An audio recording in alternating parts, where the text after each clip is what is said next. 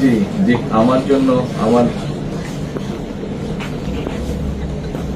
জি জি। আপনার শরীর কেমন আছে? হ্যাঁ, দোয়া করবেন, দোয়া করবেন ইনশাআল্লাহ।